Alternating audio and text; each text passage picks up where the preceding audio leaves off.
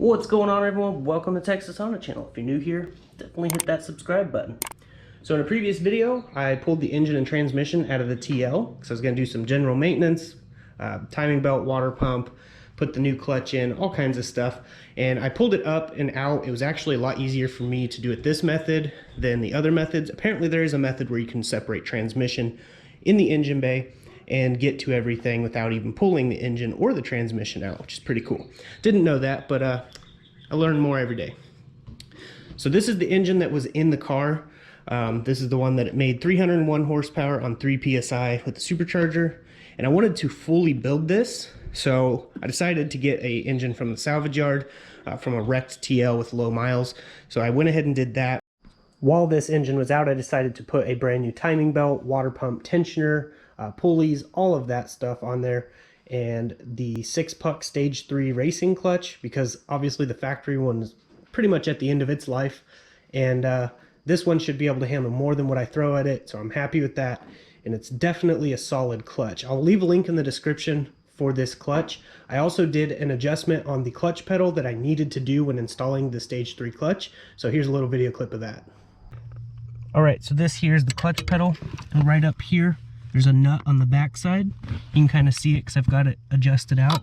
If you basically just take a 12mm and you get it loose, this whole piece will turn like this, and that pushes it in more on the clutch master cylinder. So that way you can actually engage the clutch.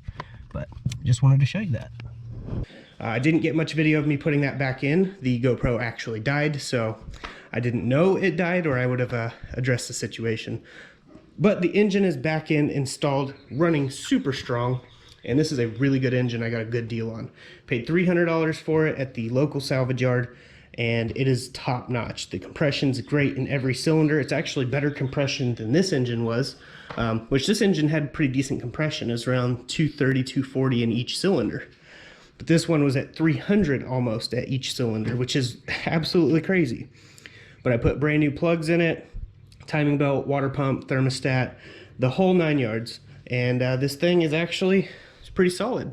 So I did put the decapped injectors in here as well whenever I put it all back together. So I had to go through the tune, and I basically on the low side of the fuel before VTEC from 0 psi all the way up, I went ahead and subtracted some fuel because there's too much fuel, and then I went into the high side of the map and subtracted like 25% fuel. Doing this got me to pretty perfect air fuel ratios. I also had to go into the fuel and change the injector size from 270cc to 390cc, and then uploaded the map. And it runs absolutely fantastic. I'll start it up here in just a moment.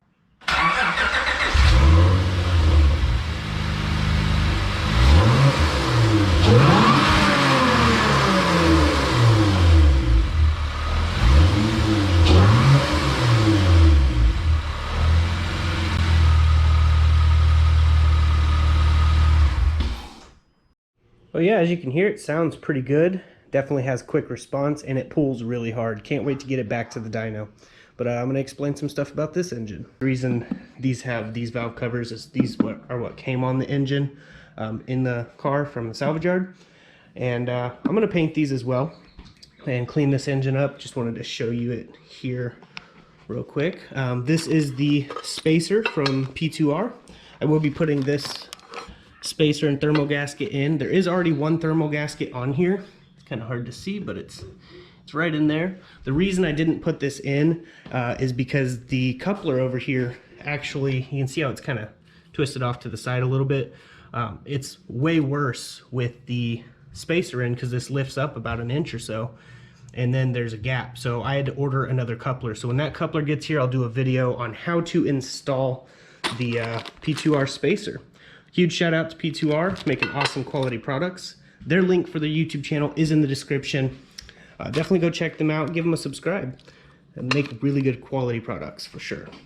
So that'll be going in soon. But yeah, this thing's just running great. I'm waiting to get my fuel injection cleaner from Atul, which I ordered one, so it's gonna be a while before it gets here.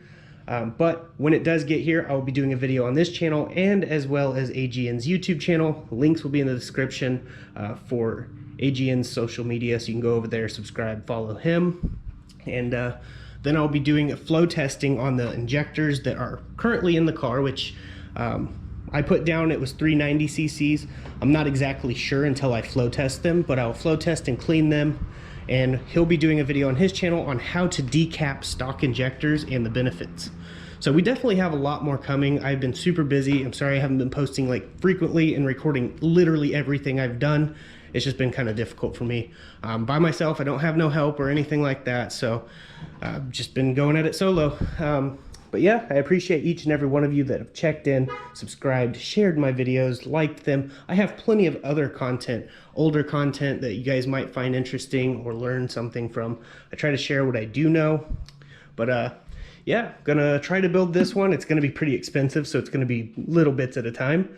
But for sure, definitely wanting to build this one with the CNC ported heads, the CNC P2R lower runners, the spacer, and yeah, a lot more forged internals, all kinds of good stuff. But this will be a while, so don't expect that content right away, but I will do posts here and there on this, maybe even make a playlist of just this engine build. So here is what we have planned as well. So we are trying to find a place here in Copperas Cove or close to Cove where I can get some work done, because I can't work here because the Karens like to complain about literally everything I do. We've even had the police patrolling and rolling their windows down at the corner, like he'd stop over here and listen if I was being too loud or something. We don't even live in an HOA, guys. That's the worst part about all this.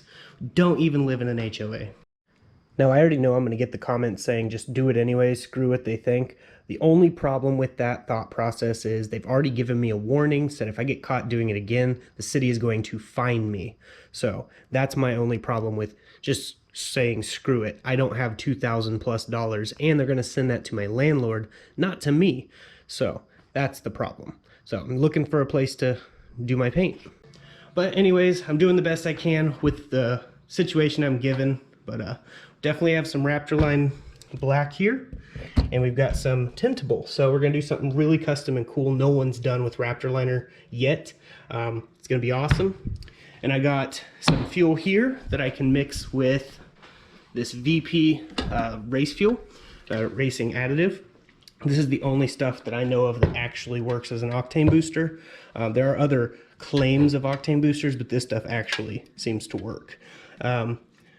So we're gonna put this in this. We're probably with like a half gallon or something like that. And we'll mix this in. When we go to the dyno, we'll do some dynos before, like getting it all dialed in without the VP additive in there. And then we're gonna pour this in here and then pour that into the car and see how much power we can get with the VP. So we do have stuff coming, and this does have to be re-dyno tuned. I'm hoping it makes right around the same numbers as the previous setup, but if it don't, each engine is a little different, so we'll see what happens. But in theory, it should make more power. So yeah, definitely have some stuff coming. If you guys are new here, definitely hit that subscribe button. I greatly appreciate each and every one of you that hit that subscribe button and share my videos around. But I should probably get off here. We're gonna go do something as a family, so I just wanted to make this video for you. If you guys like the content, definitely subscribe. I'll see you guys in the next video. And as I like to say, God bless, stay safe, stay awesome.